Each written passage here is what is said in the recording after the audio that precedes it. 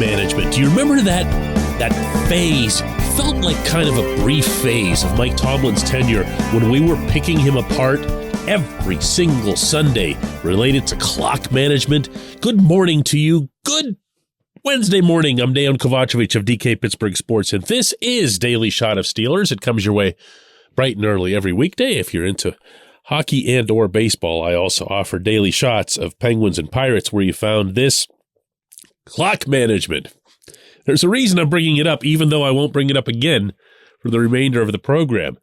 And it's that we will find every little morsel to dissect when it comes to the head coach. And this head coach now, probably more than ever in his dozen years here. And we'll do it over this little thing or that little thing, or for that matter, this big thing. Such as, I don't know, whatever everybody was upset about a couple weeks ago. I've already kind of lost track of it. And I do it too. I'm not exempting myself. If you listen to this program regularly, you'll know that I will criticize this head coach. And I will do so to the extent that I will hear back from a lot of you as to, hey, what's up with this? What's up with this? Do you hate this guy? Do you not recognize what all he's done? It goes both ways. However, there is one grounding point when it comes to evaluating this man. And I'm about to play for you 9 seconds of NFL Films footage, 9 whole seconds from this Christmas Eve game immediately after the Steelers had won it. And as they were heading off the field, what you're about to hear is Tomlin basically running into Najee Harris and the two of them making these noises, but all of the words that you are about to hear, the actual words, come from Tomlin. Yeah! We grew up tonight. We grew up tonight. That, my friends, is a high school child. That's what he sounds like there. And I am saying that in the most positive context possible. Because it does take that level of passion and investment and belief in what it is that you're doing to come away with that reaction to a National Football League game under any circumstance, never mind one in which you've already been doing it for more than a decade, in which you've achieved a lot more in other seasons than you've done so far this season. This is what it sounds like for a head coach to be totally into it and to make sure that everyone around him is equally into it. What can you expect at Point Park University in downtown Pittsburgh? Respect, rigor, relevance. That's the Point Park Pledge. You'll be treated with respect while being challenged and supported academically to graduate with career-ready, relevant skills. Visit pointpark.edu to learn more. Anyone who's in the coaching business, anyone who's been in the coaching business, probably at any level, but absolutely at the top levels of a given sport, can attest to the following. The very most challenging thing about the job is making sure that everyone's into it. That's really, really it. You can get into all different kinds of strategies and X's and O's and should have done this on 4th down, should have managed the clock better, and all kinds of other stuff. And you won't come close to rivaling the impact that's had on a team by a coach than to make sure that they're all in. Not everyone can do it, believe it or not. It's not automatic, believe it or not. It's not a job and something that they're supposed to be doing. Maybe it is for some, but it isn't usually for the teams that win. I'm not here to be an idiot and suggest that everything's gone great for Tomlin in recent years. It obviously hasn't. I don't even remember the last playoff win. That's unacceptable. I haven't liked a lot of things about his past few years. I haven't liked a lot of things about recent drafts. He, of course, has a big hand in those. But I'll tell you what, there's two things that I take from that clip. And by the way, you need to find this full NFL Films clip. It's actually around 40 seconds, and it's got different scenes in which he's staring into some player's eyes and saying, "Let me see you. Let me see your eyes. Let me see your eyes."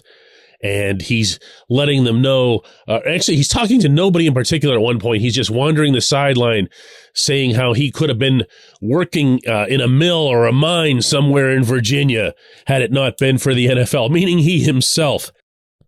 It's great stuff. If you follow me on Twitter, I've added it onto my Twitter account. And if you're seeing this on DK Pittsburgh Sports, I'll add the tweet onto the article accompanying this podcast as well. It's just go find it and hit play. So 2 takeaways. 1, he's really into it, and he makes sure that they're into it. And when you hear him, and this was the part that I did play earlier, yelling out to Najee, "We're growing up. We're growing up." That's a we in there. He's been doing this forever. He's not growing up, but he sees it that way. Because, and if you go back to some of the remarks that he made about Ben Roethlisberger's retirement and the challenge that he and Kevin Colbert and all of the Steelers would face in finally having to replace a franchise quarterback, he said, "I'm eager for this. I'm going to embrace this. I want to be a part of this." Well, that leads to my second takeaway. He's not going anywhere. He's not going anywhere. For those of you who are still hung up on that sort of thing, and I'm going to say yet again, I understand criticisms. But when you're talking about either Tomlin being fired, which is never going to happen, or Tomlin just leaving, walking away from the game, did that sound to you like someone who's just about ready to call it a day? No, I didn't think so. I didn't think so. When we come back, J1Q.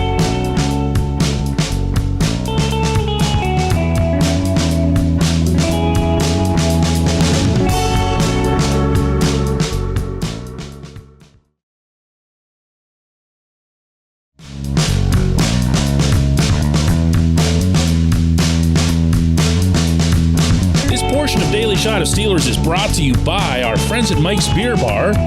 They're located directly across Federal Street from PNC Park.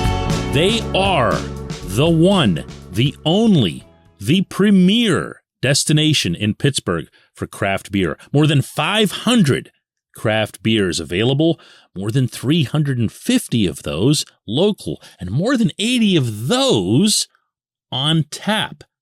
Mike's can't be topped, not for beer, not for the awesome kitchen and menu that's available, and not for all the special events that are going on there. Check them out online at mikesbeerbar.com. Mike's Beer Bar, right across Federal Street from PNC Park.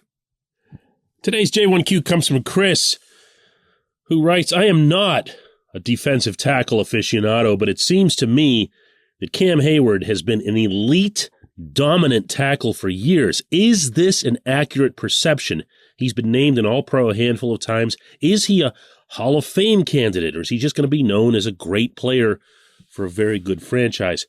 Chris, I can tell you this right now, that if Cam were listening to this program, and he's been known to do that before, so I wouldn't presume that's out of the realm of possibility, Cam would be sitting here nodding his head along with every syllable. There are so many golden attributes to this man, not just as a football player, but also as a person. As Mike Tomlin has said about him on multiple occasions, he checks all the boxes. And I'm here to tell you openly, candidly, in a way that Cam can't do himself, that this sort of thing is important to him.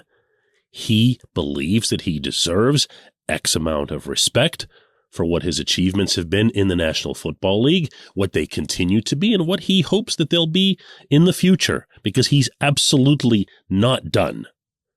And yes, he sees himself as someone who should be considered for the Hall of Fame when he's all done, but he also understands that the more he adds to his own resume, the better his chances.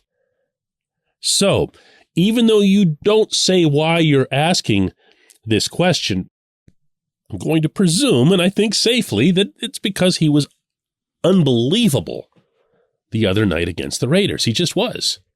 In every way. And when you talk about, as I was in the opening segment, reactions that Tomlin has to certain players, there's only one player that he saves his best reactions for after every game, and it's been that way for a long time now, and that's Cam. He'll go up to Cam, and the two of them just have this understanding about what it is that they say to each other, the certain look that they give each other, and then you know what else? They tend to walk off the field together, win or lose. They also leave the locker room together, win or lose. Witnessed this myself yet again the other day in Charlotte.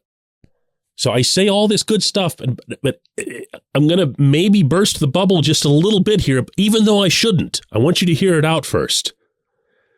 When you saw Cam playing the way he did the other night, there's an instant and understandable reflex to say, he's doing it for Franco. He's doing it for the memory, and he came out holding the 32 flag and everything. And I have no doubt whatsoever that Cam wanted to honor Franco and the memory and the family that was there, and also the extended Steelers teammates family that were there from the 1972 roster and all that other stuff.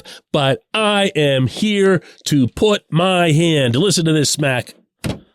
Actually, that wasn't much of a smack. Let me give you a good smack.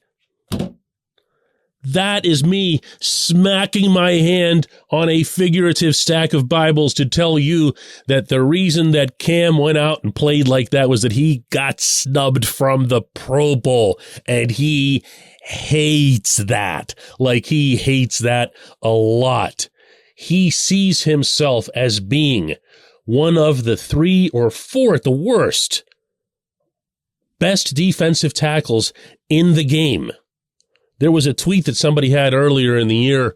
I can't even remember. It was one of the networks, and they listed Aaron Donald and Nick Bosa, a couple other guys that are, the guys that you would normally talk about in that conversation. And Cam said, I am at least right in there. And when he says it, unlike when Chase Claypool said that he was one of the top 3 wide receivers in the NFL, there was not laughter. Okay, there was a very real and respectful reaction to it, even among those who wouldn't agree to put him that high. That's what he sees in himself. That's what he expects from himself.